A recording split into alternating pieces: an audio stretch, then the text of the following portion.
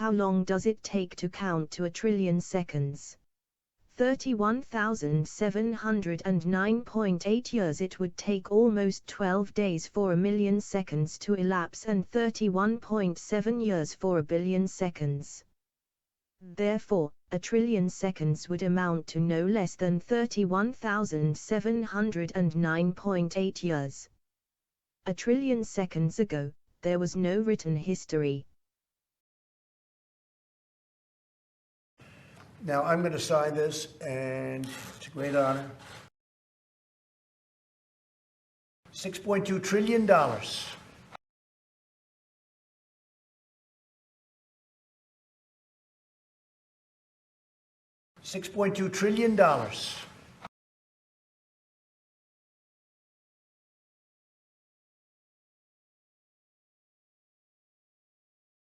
I've never signed anything with a T on it.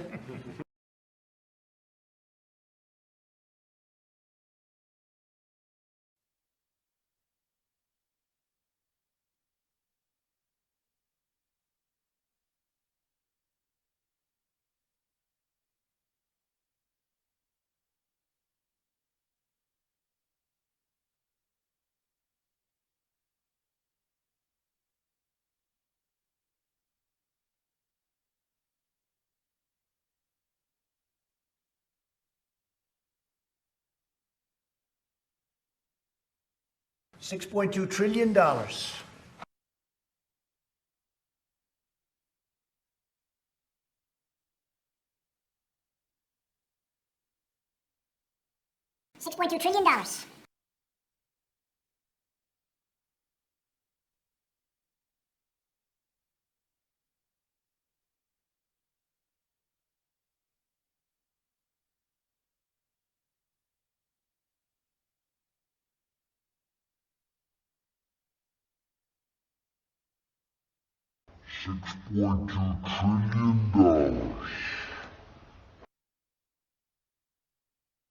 I don't know if I can handle this one, Mitch.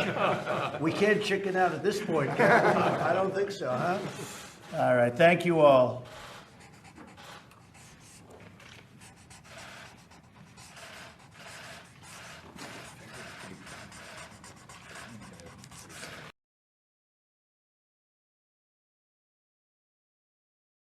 The newest version of the National Defense Authorization Act, NDAA, includes an amendment that would legalize the use of propaganda on the American public, reports Michael Hastings of BuzzFeed.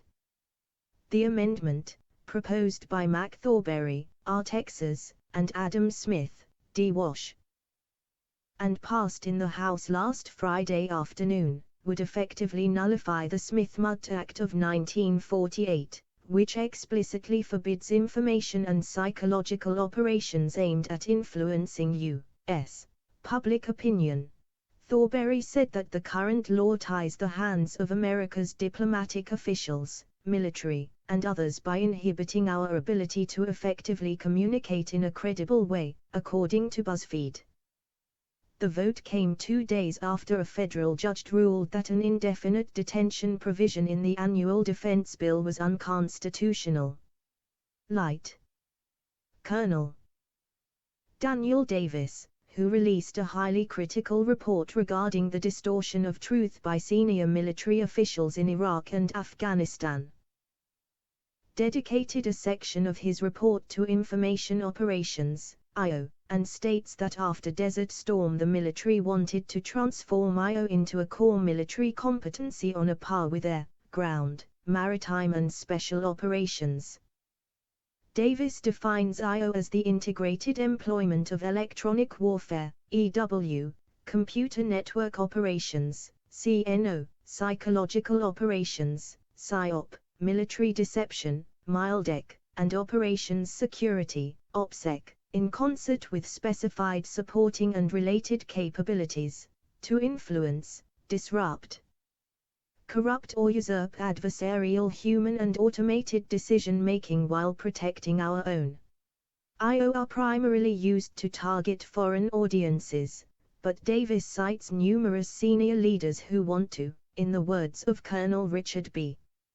Leap, protect a key friendly center of gravity, to wit U.S. national will by repealing the Smith-Mugg Act to allow the direct deployment of these tactics on the American public. Davis quotes Brigadier General Ralph O. Baker, the Pentagon officer responsible for the Department of Defense's Joint Force Development, i.e.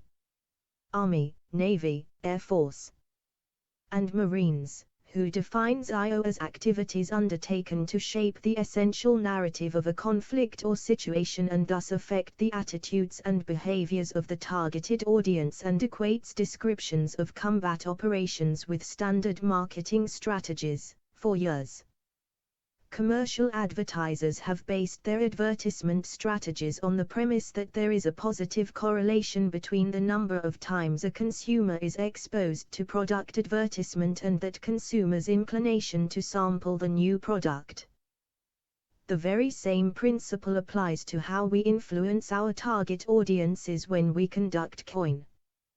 Davis subsequently explains the cumulative failure of our nation's major media in every category, as they continually interviewed only those senior U.S.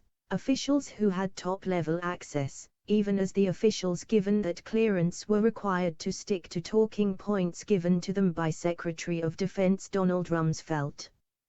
If the NDAA goes into effect in its current form, the State Department and Pentagon can go beyond manipulating mainstream media outlets and directly disseminate campaigns of misinformation to the U.S. public. The U.S. Information and Educational Exchange Act of 1948, Public Law 80-402, popularly called the Smith-Mugg Act, is the basic legislative authorization for propaganda activities conducted by the U.S. Department of State, sometimes called public diplomacy. The act was first introduced by Congressman Carl E. Planting stories in the press. Lifting of U.S. propaganda ban gives new meaning to old song in the age of legal, weaponized propaganda directed against the American people. False narratives have become so commonplace in the mainstream media that they have essentially become normalized, leading to the era of fake news and alternative facts. Such collusion between mainstream media and the U.S. government is hardly new. It has only become more overt since the Smith-Mugg ban was lifted.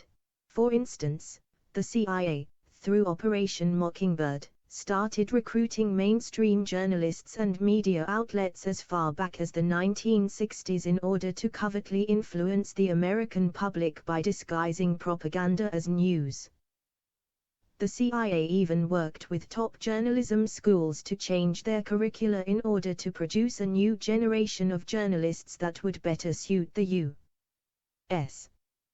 government's interests. Good, I wanted that to be a nice signature. That was